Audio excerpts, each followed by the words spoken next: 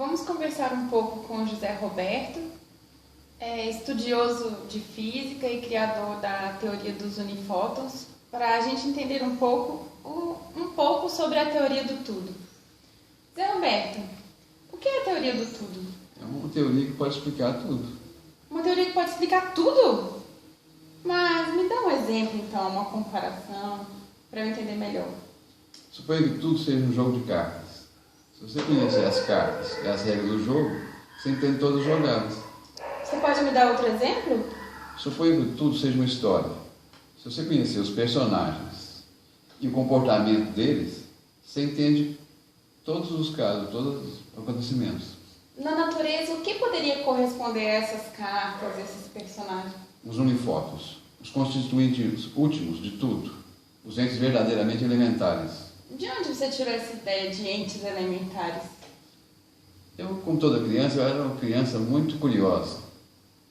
Aí eu fazia pergunta para o meu irmão mais velho, o Antônio. Qual a causa disso? Ele respondia. Qual a causa da causa? E assim, e ele chegava a um ponto e falava, não sei. Mas eu continuei com essa ideia, até concluir que não tem uma sequência infinita, mas que existem alguns elementos e regras de operações com eles que dão uma estrutura lógica, causal. Então, desde criança, você foi curioso, querendo saber a causa da causa da causa. Mas quando você começou a elaborar essa teoria do tudo? Eu tinha uns 14 anos. 14 anos. É. E como que é essa elaboração? Você estuda todo dia? O que você faz? Todo dia, com persistência. Todo dia eu escrevo um pouco, leio um pouco sobre esse assunto. Todo dia desde os 14 anos? Desde os 14 anos. E, desculpa a indiscrição, quantos anos você tem? 64. Então, há 50 anos, todos os dias, você vai aprimorando essa ideia. Sim. Certo. Isso é que é persistência. A humanidade também busca essa teoria do tudo? As pessoas sempre procuram entender tudo. Elas são curiosas.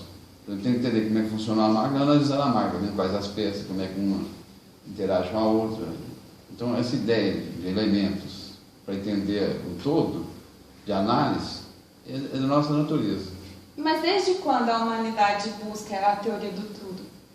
Uma informação que eu tenho é que uns 4 séculos, por aí, não sei se 4, por volta de 4 séculos antes de Cristo, viveu Demócrito, um filósofo, que criou a ideia de átomo, uma partícula sem partes que constituiria tudo.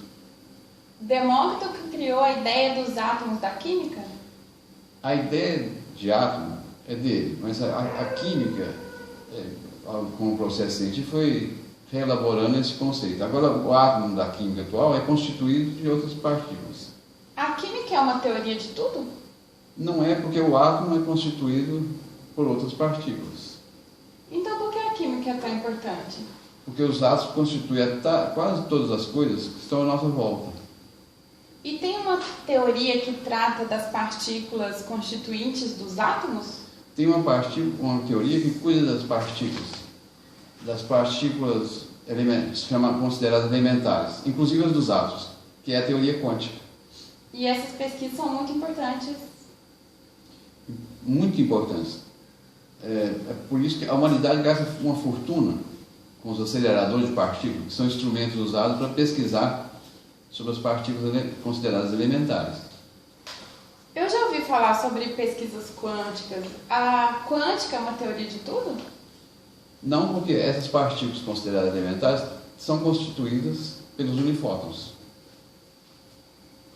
Então, a teoria quântica não é uma teoria de tudo, porque ela é constituída... Porque as partículas dela são constituídas pelos unifótons. Então, elas não são tão elementares. Não é o verdadeiramente... Não são elementares. Verdadeiramente não. Quase o elementar. Por isso é uma teoria muito próxima da teoria do tudo. Verdadeiramente elementares seriam os unifótons. Os unifótons. E qual a limitação dessa teoria dos unifótons?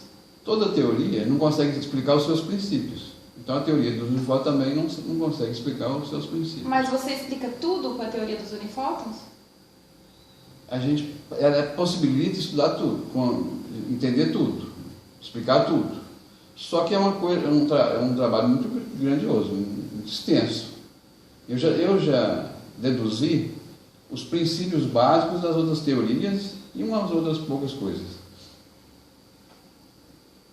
Então, além dela explicar os princípios básicos das outras teorias, o que mais só a teoria dos unifótons pode explicar? Uma coisa interessante, algumas perguntas que a humanidade faz atualmente, a teoria dos unifótons consegue explicar. Por exemplo, a matéria escura, a energia escura, a grande energia dos raios cósmicos. Tem um fato até curioso, que a teoria dos unifótons explica muito facilmente. Por que as ondas eletromagnéticas propagam em todos os meios? Quer saber o porquê disso? Eu queria entender melhor. As ondas eletromagnéticas propagam em todos os meios, porque todo meio é constituído pelos unifótons. E as ondas eletromagnéticas propagam nos unifótons. Então a onda eletromagnética propaga em tudo, conforme sua frequência. Certo. E essa teoria, ela nega ou apoia, contribui a outra teoria? Ela não nega as outras teorias gerais. Ela faz uma crítica, a visão das outras teorias fica, as suas limitações são levantadas pela teoria dos unifótons. Toda teoria mais geral faz isso. Ela mostra os limites das outras, dá uma visão crítica das menos amplas, das menos gerais. Sobre outras teorias, Newton criou uma teoria de tudo? Newton cuidou de uma parte importantíssima, porque no elementar já tem um movimento, nos unifótons já tem movimento. E Newton criou as leis do movimento para as coisas constituídas, para a matéria. Como essas leis são importantíssimas, mas não é uma parte do tudo, o movimento. Então ele até que aproximou. A ideia de movimento é muito importante na natureza. E o Einstein? O Einstein criou uma teoria de tudo? Einstein, ele ajudou a desenvolver a teoria quântica, que eu falei que é próximo de uma teoria do tudo, e desenvolveu a teoria da relatividade. A teoria cuida de referenciais. Como que você descreve, como que você representa a realidade de pontos de vista diferentes, referenciais diferentes. A representação da realidade é uma coisa muito importante em ciência. Então, o que ele fez é, de fato, muitíssimo importante, mas não é uma teoria do tudo. Mas, então, e o Stephen Hawking? Ele criou uma teoria de tudo porque ele é o cientista mais famoso, mais relevante, talvez, na física atualmente. Atualmente, de fato, é. Ele não é só físico, ele é matemático, cosmólogo. E porque ele é um cosmólogo, cosmologia estuda, dá uma visão do tudo, é que as pessoas acham que ele aproxima de uma teoria do tudo. Mas para estudar a cosmologia, Hawking utiliza a teoria quântica, utiliza a relatividade. Então não tem uma teoria básica para explicar o tudo, o cosmos. Então ele valeu de outras teorias que cuidam de parte, valeu, mas ele não criou uma teoria de tudo. Sim. E o que ele fez na cosmologia é de uma importância enorme. Daí a sua relevância. Ele descobriu muitas coisas importantíssimas sobre a cosmologia. Entendi, mas no caso ainda não está sendo divulgada no meio científico uma teoria única que cuida de tudo, que é hoje a teoria dos unifótons. Sim.